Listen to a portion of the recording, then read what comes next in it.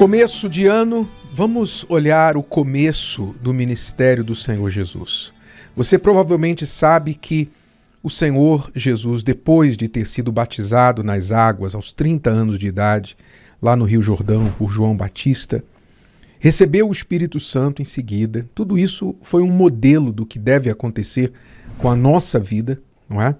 O batismo nas águas, o batismo do arrependimento não deve ser feito para crianças, mas sim uma decisão pessoal de uma pessoa adulta, ou no mínimo um adolescente que já atingiu a idade da razão.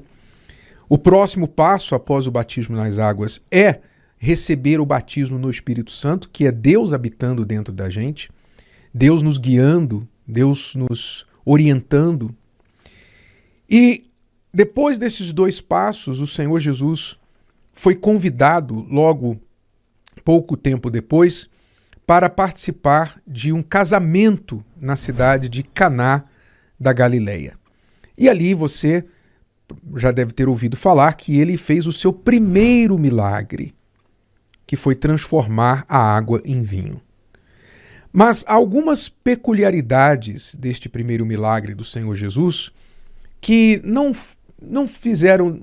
Nenhum milagre de Jesus foi por acaso ou em vão ou aleatório, mas particularmente este milagre é diferente dos outros porque foi o primeiro e também pela forma que aconteceu, a forma que se deu.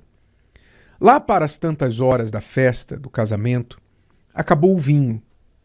E então chamaram a mãe de Jesus e Jesus foi chamado por ela e ela disse: olha, eles vão passar uma vergonha tremenda. Imagine, você faltar comida na sua festa de casamento, em qualquer festa, você convida as pessoas e não tem comida ou bebida para colocar diante delas.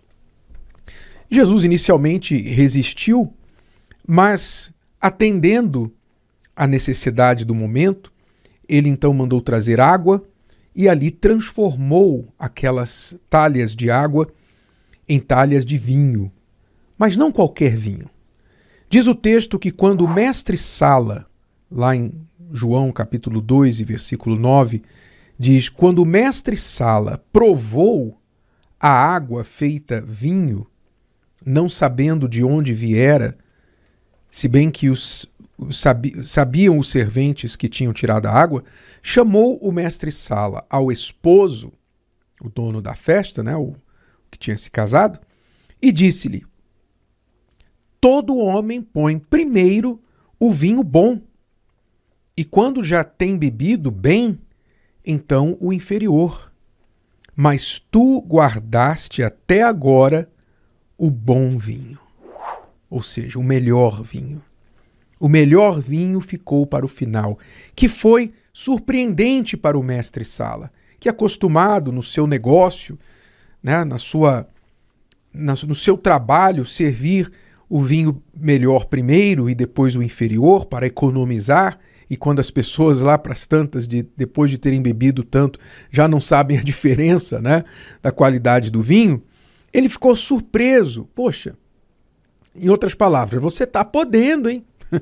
Você está podendo, você guardou o bom vinho para o final.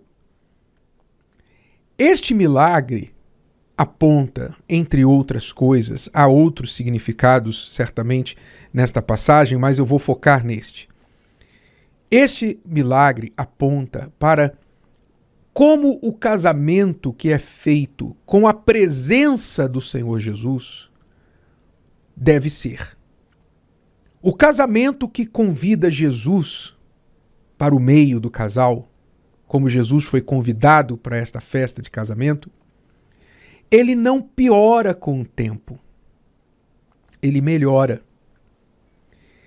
Quanto mais tempo passa, quanto mais anos vão passando, mais o casal vai melhorando.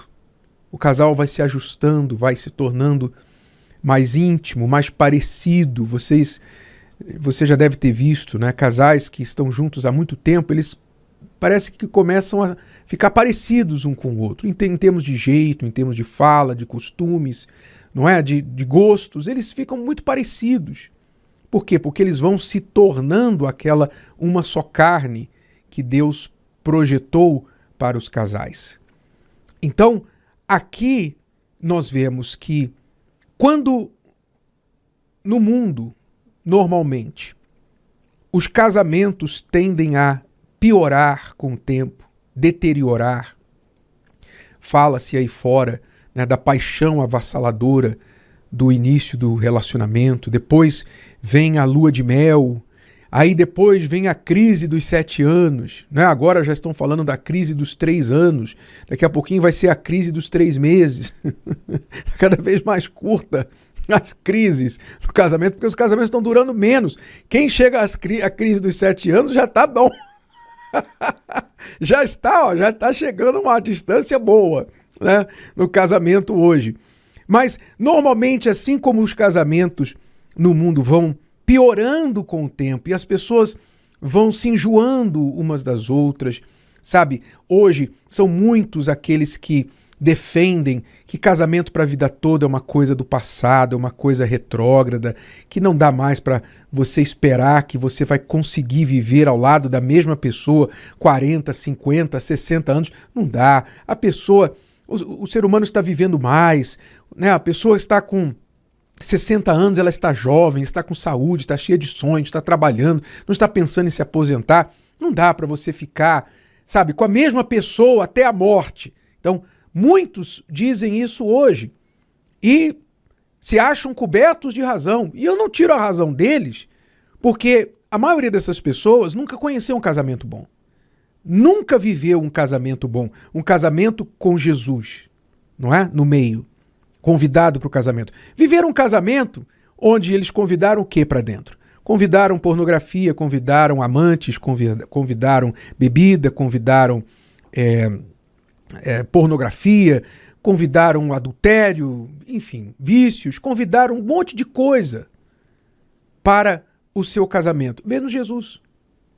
Então é natural que com essa mistura que as pessoas fazem do seu casamento com outras coisas e excluem o principal ingrediente, que é o Senhor Jesus, o vinho vai ficando pior, né? O vinho na Bíblia, quando você vê vinho na Bíblia, normalmente ele tem uma simbologia da alegria. O vinho simboliza a alegria. Então, a alegria vai acabando, assim como o vinho acabou lá para as tantas horas da festa de casamento, a alegria vai acabando ao longo dos anos do casal. E eles vão ficando mais frios, mais indiferentes. Às vezes você vê aqueles casais assim que estão até juntos há muitos anos, 20, 30 anos, mas são, sabe, são pessoas como se fossem 2 inimigos, ou, sei lá, 2 estranhos, 2 adversários. Sabe, um sendo grosseiro com o outro, tratando o outro com grosseria, a base da patada, um dorme no quarto, outro dorme no outro. Só estão juntos por causa, talvez, de conveniência financeira, ou por causa dos filhos, ou por preguiça de divorciar mesmo. Essa é a realidade. Mas vivem mal. Quer dizer, o vinho já acabou, há muito tempo na vida deste casal. Já acabou há muito tempo. A alegria se foi. Mas por quê? Porque esse casal nunca trouxe o Senhor Jesus para o seu casamento. Mas se você fizer isso, eu falo com casais e falo com você solteiro, que um dia certamente vai querer casar, vai querer formar uma família, se você trouxer o Senhor Jesus para o seu casamento. E como é que você faz isso? Trazendo os ensinamentos dele para dentro da sua vida, praticando isso no seu casamento.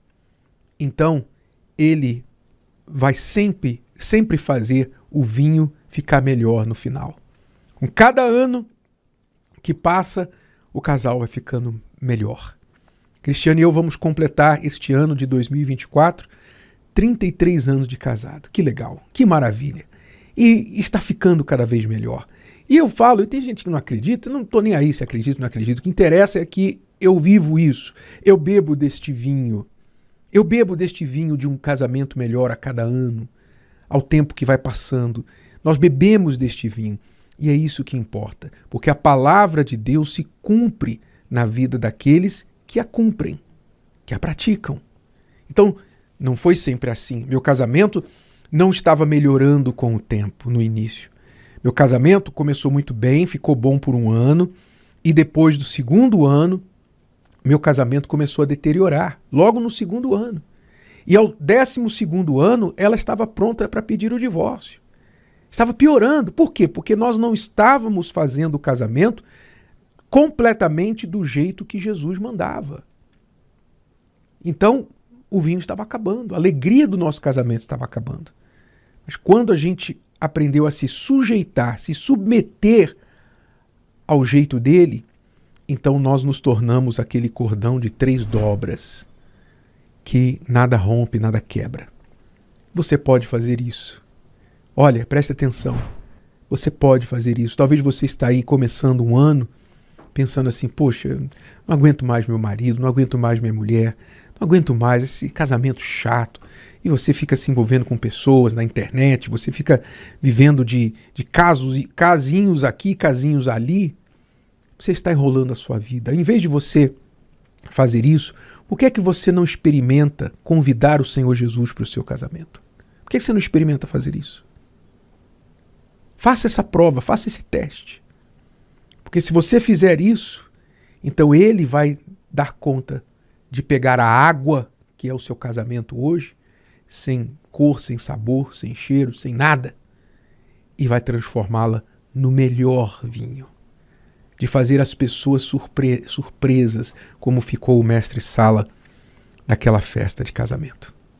Você pode. É só você querer e buscar saber o que ele quer que você, como marido, você, como esposa, faça dentro da sua casa.